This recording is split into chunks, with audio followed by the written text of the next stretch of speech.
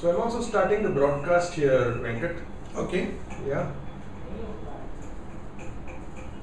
It's 6:30, 6:26.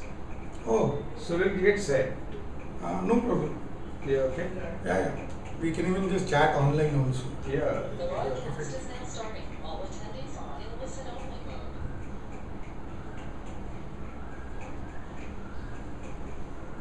So, do you have to travel a lot? I travel about 10 days a month. Not that much, but Okay. not that little like that. Yeah. Okay. Not a very wide geographical traveling. Ah. 90% of my trips are to Ahmedabad or Delhi. Okay. Only two cities are largely traveled. Or maybe once a quarter some other place like a Calcutta or a Chennai or a Bangalore. Okay. Right. I think some of the people have joined in, so let me start for Sure. the session. Good evening, friends from CFI. I am absolutely thrilled and delighted to have with us this evening Venkat Krishnan, who is the founder director of Give India.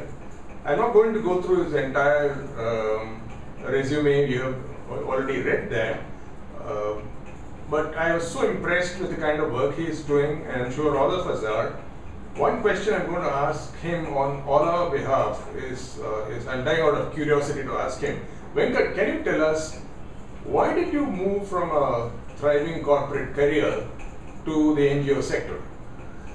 So, actually for me, it was kind of a foregone decision. I took that decision much earlier. I even existed in the corporate sector more because I had student loans to pay off. Otherwise, chances are that I would have gone straight into the social sector from campus itself. I grew up seeing a lot of inequity. So I grew up in a school not very far from here, where we would have kids from well-to-do upper middle class backgrounds, as well as kids from the nearby slums coming to the same school. Okay. And throughout my childhood, I saw that stark difference, and one of the things that used to eat me a lot used to be this issue that where you are born makes such a big difference in India, and therefore trying to create a difference on giving more opportunities to the people who are born in less fortunate circumstances was what I kind of said would be one of my goals in life. So, and it seemed kind of obvious that the social sector was the way to go about that. And how did you get the idea for Give India as a concept? So actually I quit the corporate sector in '97 and set up and ran a school for about 4 years. Okay. Because among other things, I think education is also a great leveler. In the sense, if you provide a great education to people from less fortunate backgrounds, you give them the same equal opportunity, or at least get close to giving them equal opportunity. So in the process of setting up a school, we traveled a lot. We met a lot of both government schools, rural schools, as well as some of India's leading international schools and stuff like that. And one of the things that we met a lot of NGOs in that process. So one of the things I saw back then between '97 to 2000 was a large number of organizations doing good work in India, but nobody had ever heard of them, of their existence at all. On the other hand, I visited the US in '98, spent about 2 months there, literally backpacking across 15, 16 cities. And one of the things that hit me very strongly was this feeling that the average American cares for the US a lot more than the average middle class Indian cares for India. Okay. And so I came back with that thing gnawing at me, saying we need to do something to get people to care more. And so in 2000, when I finally got out of the school that I was running, on the one hand there was this growing desire to get people to give back to society. And when I spoke to friends and others, I found that there was a desire and a willingness to give. But people didn't know where. They didn't know who to trust, what will happen with my money if I give it. The only names people would have heard of at all were like 2 or 3 names like UNICEF or CRY or HelpAge. And on the other hand, here were a bunch of good organizations on the ground that I had seen that were desperately in need of financial support but didn't know how to reach these people. So the idea of creating a bridge that connected people who can give with those that need the money seemed like a very logical idea to me at that stage, and in a sense that's how it is.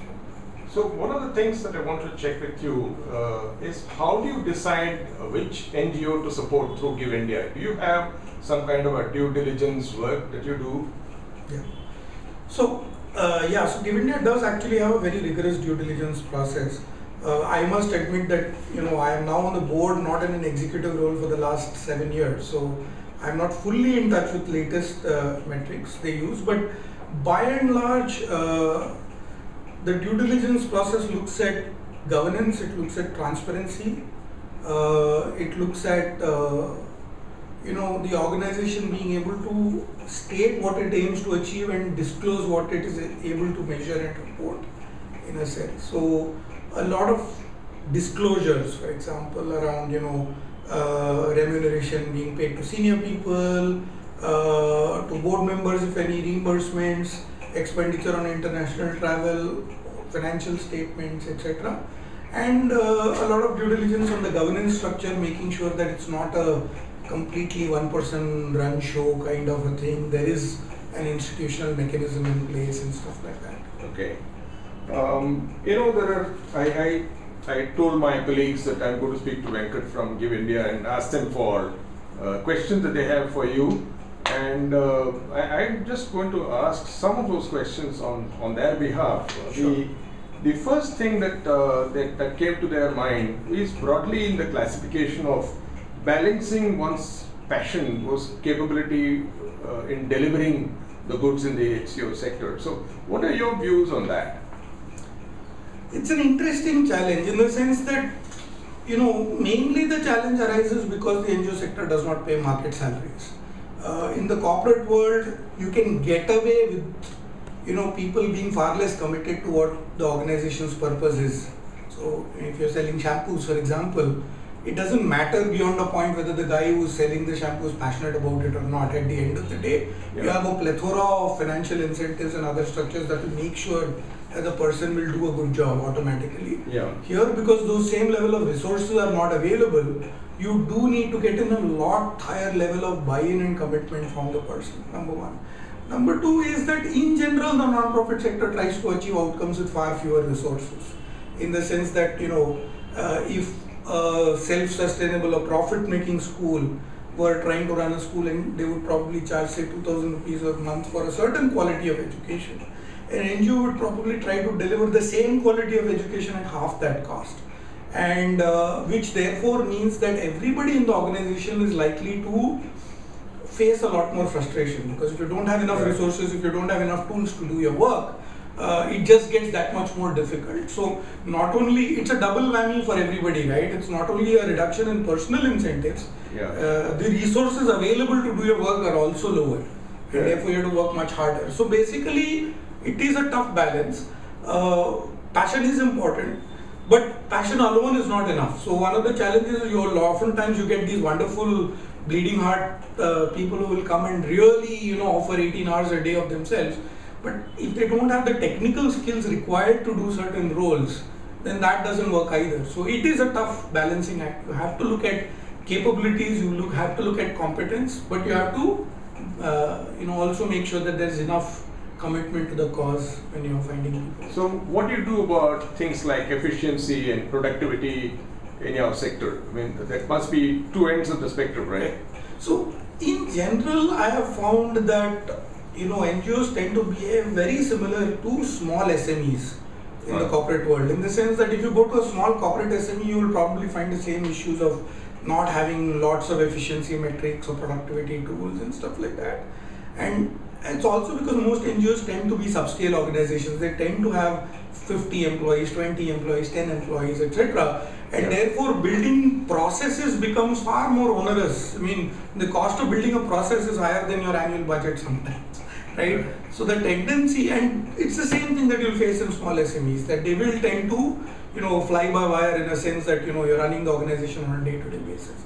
There is larger organizations are putting processes. So if you look at, say, an Akshay Patra, for example, you'll find that they have really solid and very rigorous processes, as good as you would find in a 200 crore corporate, that you would find in Akshay Patra. So, but when you run projects, for instance, right, let's say the passionate guys who are there suddenly up and go, but you're also scaling up. So how do you manage these kind of? So this is one of the biggest challenges many NGOs actually do face. The smarter ones figure out a good balance between the two. So you make sure that you have one core staff or a steady staff that is, there for more than just love and flesh share, but is unlikely to attrite very quickly. And then you build the rest of the organization around a higher attrition process. The other thing is more and more NGOs are now learning the same tricks that the BPO industry has learned in some ways, in the sense that you learn to change the way you work assuming 30% or 40% annual attrition. Okay. So one of the things you will see in the last couple of years is this whole plethora of fellowships that are being offered across the country to youth. What most organizations have figured out is that if I know that a person will be with me for 2 years, and that 2 years is assured, that's better than having a person who will on average stay 2.5 years, but I don't know if he'll stay 6 months or 4 years. Right. So actually the fellowship becomes a contract between the organization and the fellow, saying I know you're going to leave me after 2 years. Okay. So I'm going to design my organization in such a way that in those 2 years you're already able to contribute substantially. So organizations are learning to adapt and build processes around that. One very interesting thing I heard, and I was very fascinated by that thought. Apparently, people who are very passionate about a cause and working in an NGO, they hold the whole thing so dear to them. So they don't easily sort of let professionals come in and take responsibility, etc. So there is a kind of a tension that apparently exists. Is that true? It is very true. It is a challenge. I think it works both ways in the sense that briefly going back to my corporate career, my first job was as an executive assistant to one of the directors in Bennett Coleman Times of India Group, and I worked closely with the family and all of that stuff. And I found that because I was 25 years old and a fresh MBA, there was a lot of resistance from business heads across the company who were 50-year-olds. Right. And that traditional, who is this Johnny come lately trying to teach me. Right. And I had to build trust with each of those people over a period of time. And once that was done, they were very welcoming and they actually found me very useful in helping them. I think professionals who enter the non-profit sector also need to be aware of that and recognize that it's not the founders or the NGO leaders' fault that they tend to be suspicious. Right. It's also our duty to ensure that we win their trust by saying that we may be professionals, but we are not coming in with, two horns on our head and this fancy blue chip on our shoulders thinking that we are God's gift to mankind. I think if professionals enter the sector with humility, it creates phenomenal partnerships, and I've seen that very closely in many organizations. So what did you do, for instance, when you were 25 and you had to win the trust and respect of 50-year-old people who've been there, done that? So is that something which came naturally to you, or did you have a mentor who helped you? What happened?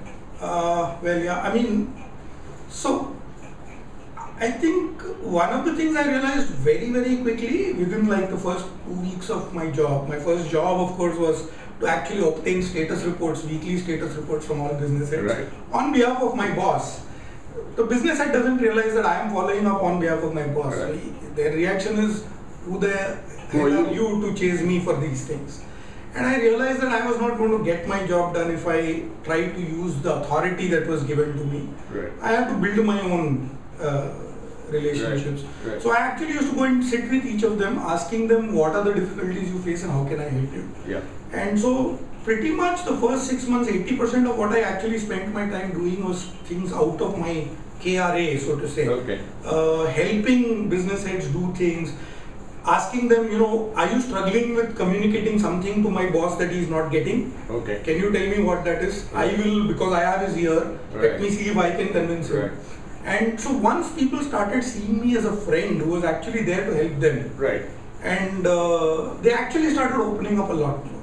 Okay. And so you got into the helping mode. yeah. All right. Okay, so that takes me to the next thought. This whole business of professionalizing or corporatizing NGOs. Now, you've seen both sides of the story. So what is your take on this professionalizing, corporatizing NGOs? So I think professionalizing is a great word. Corporatizing, one has to be a little, there are certain things that work well in corporates that will not work in non-profits. I think the better way to look at it is to take, Peter Drucker's management by objectives framework and say that what is the objective, what are we trying to accomplish, what are the things that will work here well. Right. So one of the challenges, for example, when we use the word corporatization, often we tend to refer to metrics and measurement. Right. And a lot of the work in the non-profit sector is nebulous. It's difficult to measure, extremely complex to measure. Right. If it were easy to measure, there's a chance, very high likelihood that we would have created frameworks to measure, and we would have been able to convert them into business models and revenue models. Right. Anything that can be measured can be converted into a financial model at the end of the day, Right. and be modeled out. So irrespective of who's paying, Right. which a donor paying or whoever, I can convert everything into a fee-based activity and operate it eventually as a business, Right. as a social enterprise, or whatever it is Right. that you would call Right. it. But where it is not easy to measure, then it becomes a lot more challenging. And I think in those situations, one has to learn how to professionalize without trying to blindly corporatize, in the sense, don't try to force measurement in situations where it doesn't work. And some of this I learned myself, because when I started GivIndia itself and started interacting with NGOs, I did come a lot more from the corporate mindset. I still do have more of a corporate bent than an NGO bent, Right. if I can say that. I mean, I would rate myself 65-35 corporate mindset in a sense. But I've learned the hard way through experience that measurement is not always a good thing to do. And there are some times where, in an effort to, so Einstein famously said that everything that we count, can count, may not count. Right. Right. Okay. And so identifying what's important and being able to work with that is perhaps more critical than identifying what can be measured and working with that. But that takes me to the next point. You mentioned that many things are nebulous and not easily measurable. So if you take accountability, for instance, now how does one look at accountability without being able to measure effectiveness or productivity of some sort? So where does accountability fit into your area of work? That's a good question. So I think the answer to that is basically if you can't measure outcomes, you try and measure process, right? And so you define a process. One of the things you tend to do in most good organizations is you define what is called as a theory of change, right? A theory of change is basically a statement articulating how you believe social change will happen. Right. So let's suppose there is an organization who, for example, says our goal is to help eradicate child abuse. Right. Right? Let's take this measurement as a classic example. Suppose you say that, okay, my goal is to ensure that child abuse does not happen, and therefore I'm going to measure the number of reported child abuse cases, and my goal is to bring it down to zero. Right? I can assure you that if you just try to blindly do this, all you will find is eventually people will stop reporting child abuse. Abuse may still happen, it won't get reported. You will think you've achieved something. In reality, you will not have. They reported? Because that's how metrics work. So you go back and look at what is happening with the police increasingly. We are finding more and more that every time the police take up a drive to try and reduce crime in certain areas, people have found that it just results in lesser registration of FIRs. Because if I am the head of a police station, if my target is to reduce the crime in my area, well, I can do certain things, but you must keep in mind that crime is a very complex social phenomenon. Right. And it's not so easily in the control of a police officer to reduce crime. So that's interesting. You're saying lesser affairs does not mean crime has been reduced. Correct. So, and this has been proven study after study that shows that when you run drives to reduce crime, or for example, when you run drives to reduce begging at traffic lights or stuff like that, you actually find that compliance does not necessarily change, reporting changes. Right. So the cop says, okay, my promotion is going to be linked to how many crimes are being committed in my region. I'll just unofficially say, yaar, FIR register hi mat karo. Okay. I show lower crime. So that's the easy way out. That is the natural human behavior. Because also for a minute, put yourself into that particular station head officer's mind. He's genuinely trying his best to reduce crime. Right. For some other circumstances, crime rates are suppose going up. For example, if the political situation is highly charged, or there are some communal tensions happening, or there's something else happening that is increasing the rate of crime, which is not in this police officer's control. Human behavior will be that we tend to reject failure, right? I mean, who likes to be seen as a failure? Right. So your natural behavior, and the same thing happens in corporates when we have incentive systems and Correct. performance measurement systems. You'll find that people will try and tweak things to meet their KRAs and get their milestones rather than necessarily work in the larger interest of the organization. Correct. Correct. Naturally. So, you started earlier on by mentioning about the inequity between the remuneration structures in the corporate world and remuneration structures in the NGO world. So, how do you manage to attract and retain talent in spite of this difference? Actually, that's the biggest challenge facing the NGO sector today, talent. Massive dearth of talent. And anybody who has tried to find a solution to it has found that, see, at the end of the day, whether you're a non-profit or a corporate, you need people with certain skills. You need common sense, you need ability to problem solve, you need thinking skills, you need persuasion skills, you need Project marketing management. skills, project management. It's all the same skills whether you're an NGO or a corporate. Right. So if you set up an institution like a TISS or an IRMA that is ostensibly dedicated for the non-profit sector, unfortunately you find that the corporates find these guys have the same sets of skills. Right. They come to those institutions also and offer the same corporate salary. Okay. And today 80% of IRMA's graduates or TISS graduates go and join corporate jobs. Because they get 2.5 times the salary. Right. So that will remain a challenge. I think the way it will have to work is NGOs will gradually have to start paying more. Getting closer, maybe reach 30-40% discount to market salaries. I think there are sweet spots that you can find in different areas. And my own experience is that people from the corporate world don't mind taking a certain discount for the opportunity to do meaningful work, right? So if you tell a guy who's earning say 24 lakhs a year that I'll pay you 18 lakhs instead, they tend to be willing to take that haircut. They say that's okay as long as I get that joy of knowing every day that what I'm doing is making a difference. That's a manageable level of haircut.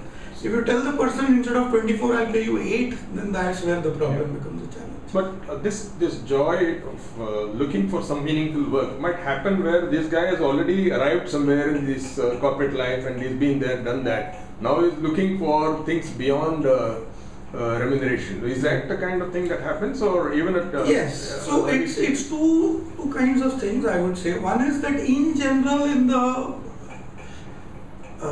so let's say, I mean, you'll have to segment people into different buckets in a sense.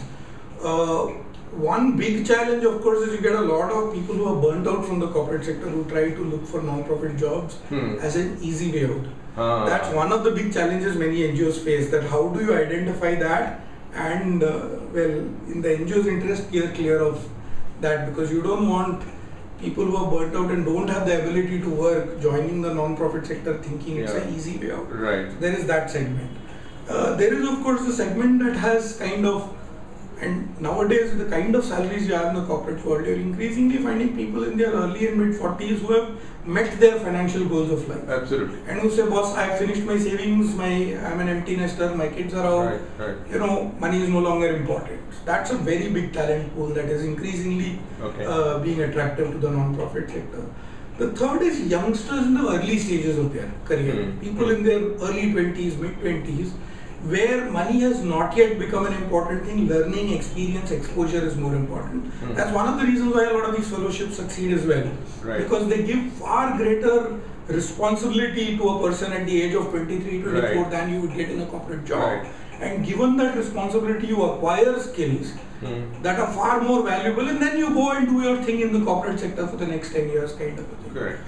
The middle age group, I would say the late 20s to late 30s, that is where people in the corporate sector really have to put their nose down, run the rat race, make their money, they've got kids, etc. And in general, I have found that is the age group that NGOs are not able to attract talent from.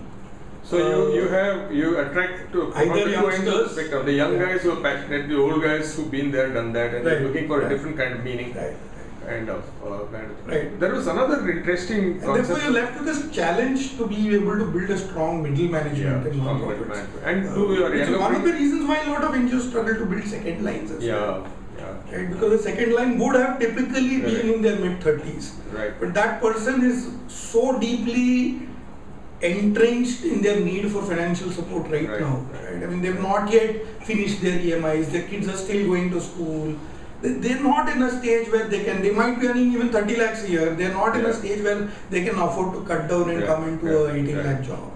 So that's actually There was one angle a friend of mine mentioned, which is that if you get into the NGO sector, it is more likely that you're likely to get media attention than if you worked in the routine corporate sector. Is that true? Who will get, meaning the individual? The individual. I mean, he might be doing some interesting work in the NGO, so he would get media attention, get on television, this, that, etc. Yes, I think it was a cynical view, but I thought it was. Well, while it's probably true, I don't think anybody does the switch for that reason. Okay. I have at least so far not encountered, because a lot of these are probabilities, right? I mean, you were saying that if you work in the corporate world, say there is a 20% chance of getting visibility, here it's 28%. Who's going to take a risk of a career and lifestyle just for an 8% higher probability? So in practice, nobody does that for that reason. At least I have not encountered anybody who's made the switch for that reason. So the new policy on CSR, how is that either helping you, or is it changing anything in the way in which you look at getting talent, looking at funds? It's very early days. I think so far, and I think we'll wait to see what data comes out when the ministry MCA puts it out. I think 80% of the corporates have not yet started their CSR spends in full earnest, nearer the 2% number. Maybe a couple of large corporates have. Many of them have taken very quick, easy way outs for the short term. So, for example, building toilets as part of Swachh Bharat, which TCS has done and Airtel has done, and adopting villages, stuff like that, which don't necessarily require building large teams or engaging very deeply with non-profit organizations.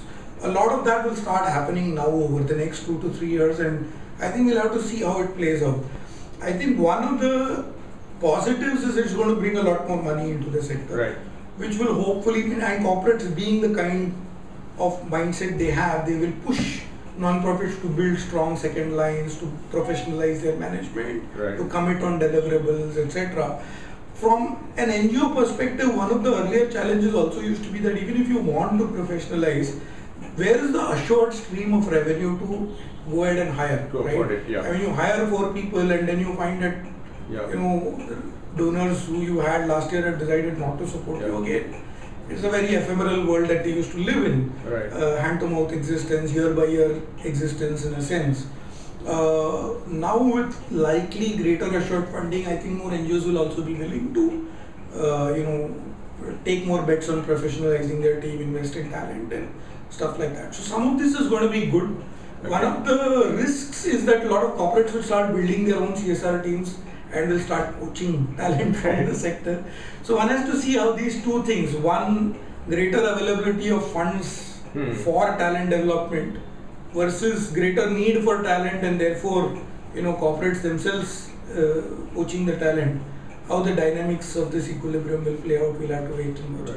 Is there an opportunity for you to build some kind of a CSR advisory for corporates who want to get into CSR? Do you advise them? Does it give you a consulting opportunity? So there are many people who do that. Give India itself doesn't, because its mission is to focus on individual giving. But there's a whole bunch of organizations now that actually do that. There is a Charities Aid Foundation in Delhi, a Samhita in Bombay, at least 15 other organizations that actually run CSR advisory services now. So this, I'm coming back to the last bit of our discussion on institutionalization. So I don't know how institutionalization is understood in the NGO sector vis-a-vis institutionalization is understood in other sectors. There are religious institutions which are founded by one person, one figurehead, and of course there are corporates where founder started it based on his passion, his vision, whatever it is, and something happens there. So what happens in your sector? How does institutionalization happen? That's an interesting one, in the sense that, so if you look at the non-profit sector, you can again divide it into different pieces. So one is, if you look at all the religious and spiritual organizations, or even educational institutions, hospitals, healthcare organizations, you will find that they have institutionalized. So you look at an Arvindai hospital, you look at a Shankara, right. you look at any of the religious or spiritual organizations. Right. You will find that institutionalization happens naturally in those Right. places.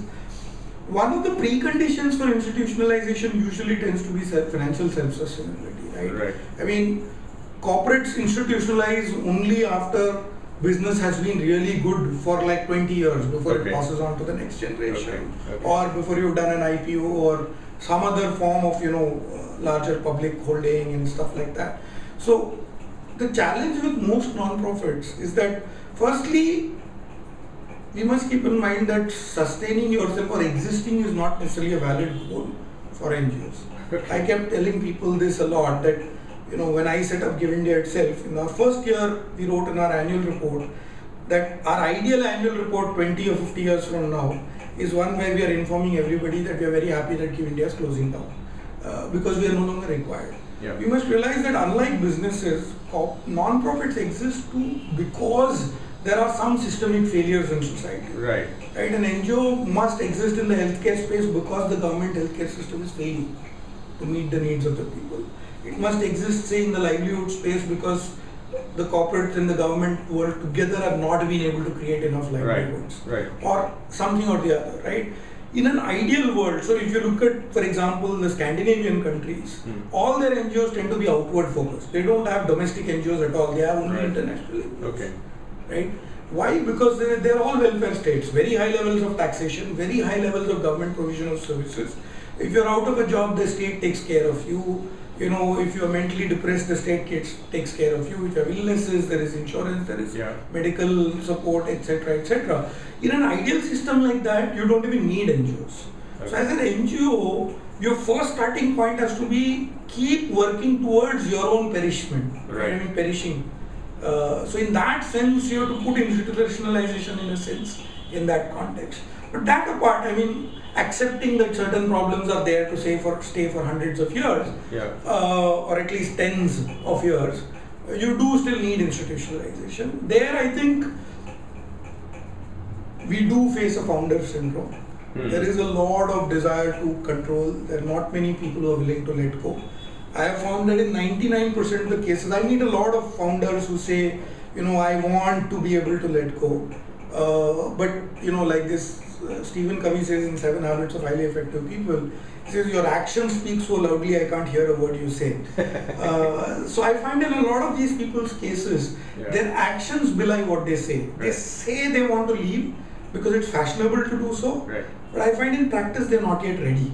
Okay. And I think a lot more work needs to be done. It's in many cases for non-profit founders, you give up a lot more to build a non-profit than you give up to build a startup in the corporate world. Huge sacrifices. Huge sacrifices. So you make the same personal sacrifices there as you would make in setting up a startup. Right. Except that there is no financial payoff at the end of it either. So that's a bigger sacrifice. It's a much bigger sacrifice in that Right. sense. And therefore it feels like a child you've nurtured. It feels like a baby of your own. Yeah. And therefore it is much more difficult to let go. One of the things that comes up, like the founder syndrome, apparently in many cases of NGOs, there is a board, and most of the board members are aging, and their views are not, they represented great value at some point because of their experience and maturity, but they apparently are not necessarily relevant anymore. But then, how do you deal with them, deal with a board like that? How do you rejuvenate the board? Well, I wish I had an easy answer to that one. So this problem is actually acute in organizations where the founder is no longer there. Because if there is a founder, the founder usually manages to control the board, to reinvigorate the board periodically, so on and so forth. But in non-founder driven organizations, when you have board-driven organizations, so to say, this problem tends to exist, that the board tends to become a bunch of friends, and nobody then has the courage to call the bluff of somebody else saying, boss, you're not contributing, you better get lost. And it can be very frustrating for a professional CEO who is brought into organizations like this. I've seen this in at least 5-6 organizations in the last 2 years. It's a tough one. The best way, if you're a CEO of such an organization, is to actually find 2 or 3 board members in the existing setup who are willing to acknowledge the problem. Right. And then start working with them closely. start getting in people from younger professionals, so to say, as invitees to board members, Right. to board meetings, as advisors, as call them in for informal small group meetings with 2 or 3 board members, stuff Right. like that. Right. And then, going back to my first point, get these professionals to start building trust. Right. Because even with the oldies, usually sometimes it is just power. I mean, there Right. are a bunch of people who have become irrelevant elsewhere. Right. Being on the board of the organization is their only source of relevance, Yeah. and they are therefore not willing to let go. Well, that is just plain bad. At some point of time, you have to find a way of throwing them out. Okay. As ceremoniously as possible, Right. as kindly as possible, as politely as possible. But in some other cases, there will be people who are genuinely worried that we've been caring, so who look at the organization as a baby, who are suspicious of anybody else coming in. So in those cases, you work with them, build trust over a period of time, and then you get in few younger people into the board. And then once you build a cohort of combination of elderly people and bright young professionals, then you identify the dysfunctional elderlies and find a nice way of ejecting them from the system. When we started, just before this particular session started, you and I had a conversation about what we do in CFI. I mentioned to you that the Coaching Foundation has trained and certified former CEOs, business heads, consultants who are now coaches. They're all accredited coaches. Given the situation in the NGO sector, do you think there is a role for coaches? If so, what role do you think coaches can play? I mean, one of our things is to keep practice going, and therefore many of our people would like to do pro bono coaching. So, is there a way in which you think we can collaborate if there is a matter of relevance for you? Yeah, absolutely. I think that will be wonderful, because coaching is a crying need for a lot of non-profit leaders. Because one of the other things I have found with many non-profit leaders is they expend all their networking energy for the organization itself, right? Because so if you have X amount of time to do networking, you go and do that networking to find more funders for your organization, find more supporters, somebody will give you space, somebody will give you X, Y, Z. And therefore they're left with very little time to do networking for, again going back to Stephen Covey, the 7th habit, sharpening the saw. Yeah. They find very little time to reinvest back in themselves. And there is a grave risk that they might then get burnt out. These people actually desperately need coaching. So whether it is founders of non-profits who are struggling with issues like how do I institutionalize, how do I build a board, how do I get people to understand the issues we face, how do I build a strong second line, etc.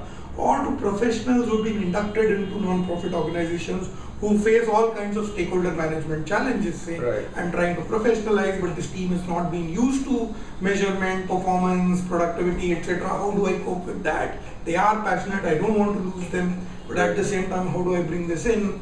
Actually, people need coaching. They desperately need coaching. And if there are coaches from CFI who are willing to help, I think that will be fabulous. That would be really wonderful.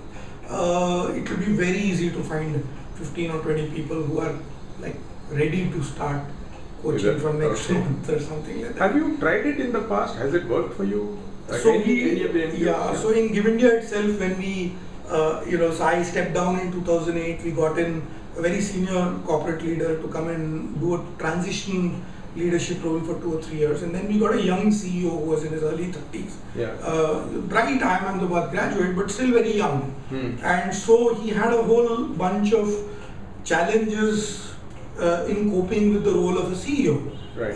So one of the things we were lucky to do is to find a coach, an experienced coach who agreed to coach him over a 9-month period doing bi-monthly sessions, and we found that extremely useful. So what did the coach do exactly in that situation? So basically, partly I think it was between the two of them, so it wasn't privy to the rest of us. Right. And as a board, we also learned that we should respect the CEO's right to privacy in his conversations with the coach and stuff like that. But what I do know is that a lot of it was helping him think through how do you persuade or convince the board around your strategic thought processes. How do you get stakeholder buy-in? Okay. So advice around that, advice around how do you handle talent challenges in the organization, Right. advice around how do you make trade-offs, because one of the challenges with passionate leaders is they want to optimize on too many different parameters. Right. Right. If you're trying to maximize on 6 parameters, something's got to give. You got to, say, okay, I will accept this much on all these and try to maximize on this one. Okay. But if you try to maximize on 6 parameters, so actually coaching around that, saying, helping the person understand that being idealist does not mean, trying to do far too much as well. That's right. So a lot of that, a lot of personal mentoring and guiding, Okay. helping cope with the stress, stuff like that. Okay. We started out by saying we'll do this conversation for 30 minutes. We've already done 40 minutes. Oh. So let me just check if any of my colleagues have 1 or 2 questions. Are you okay for us to Yeah, ask you 1 or 2 questions? Absolutely. Let me quickly check. Sure. Okay, folks, can you just send in your questions by typing into the chat section? I can pick it up and ask Venkat some of these questions. If you have any of them, can anyone type in your question, please?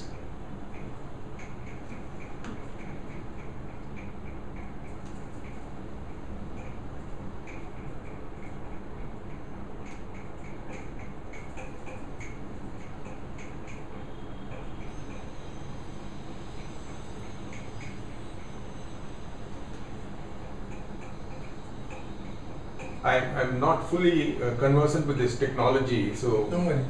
I'm not figuring out how to speak to them, but I'm just hoping that somebody will do the chat. Okay, I think nobody has said That's okay. anything.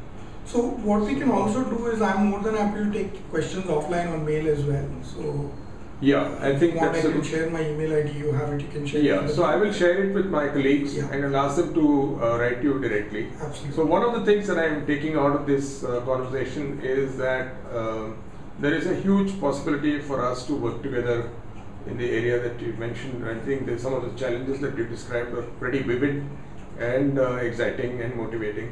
So one of the things that I will do is to go back and pass this message on to my colleagues here in the Mumbai and Pune chapter. I also believe that our friends in Bangalore and our friends in Chennai would also be willing to pitch in and spend their time in terms of helping us, do this thing and taking it forward.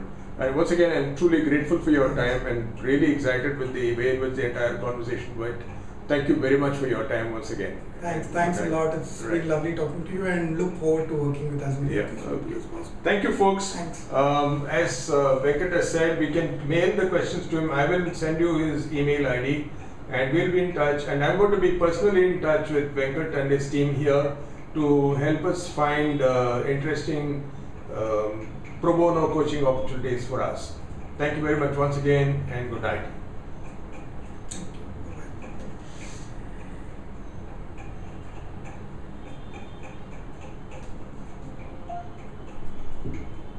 Okay, I think that's it now.